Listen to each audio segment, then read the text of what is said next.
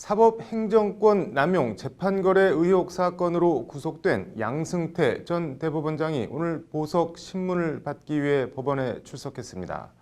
구속 34일 만에 처음으로 외부의 모습을 드러낸 건데 양 전 대법원장은 대한민국 검찰 대단하다며 혐의를 모두 부인했습니다.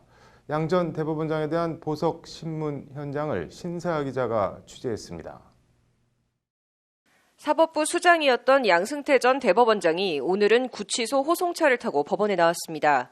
오후 1시 25분쯤 서울중앙지법에 도착한 양 전 대법원장은 흰 셔츠에 검은 양복 차림이었습니다. 양 전 대법원장은 다소 피곤하고 초췌해 보였지만 건강에 큰 이상은 없어 보였습니다. 포승줄이나 수갑은 하지 않았고 가슴에 수임번호도 달지 않았습니다.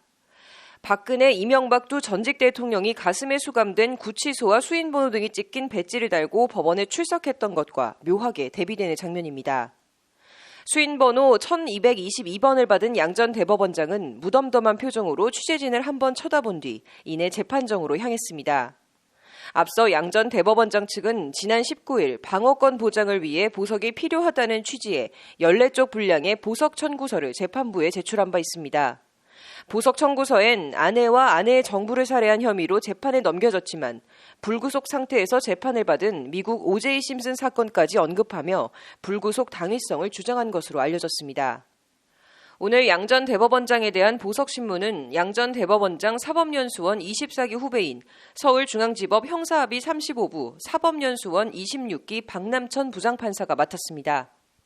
양 전 대법원장은 검찰 공소 사실에 대해 대한민국 검찰 대단하다, 무에서 유를 창조해냈다며 모두 부인했습니다. 강제징용 소송을 대리한 김앤장 변호사가 대법원장 집무실에 온 건 맞지만 재판거래 같은 공소 사실과는 아무 상관없는 연유라는 것이 양 전 대법원장의 주장입니다. 양 전 대법원장은 그러면서 공평과 형평, 실체적 진실의 발견이라는 형사소송 이념이 구현되는 정의가 실현되는 그런 법정이 되길 원할 뿐이라며 직접 보석 필요성을 역설했습니다. 검찰은 그러나 직접 증거를 검토해야 해서 보석이 필요하다는 주장은 설득력이 없다. 다른 수감자들도 비슷한 어려움이 있는데 그런 사정을 들어 보석을 허가한 사례가 없다며 보석 필요성을 일축했습니다. 재판부는 자료와 신문 의견들을 신중하게 검토해서 적절한 결정을 하겠다며 보석 신문에 마쳤습니다. 일단 법원 안팎에선 구속 당시와 사정 변경이 없는 점 등을 감안하면 양 전 대법원장이 보석으로 풀려날 가능성은 그리 크지 않다는 전망이 우세합니다. 받아들여지기란 사실 일반적으로는 쉽지 않아 보입니다. 사법부에서는 좀 일관성 있게 판단하기 위해서는 보석 신청 자체에 대해서는 받아들이지 않는 것이 마땅하지 않을까 싶습니다.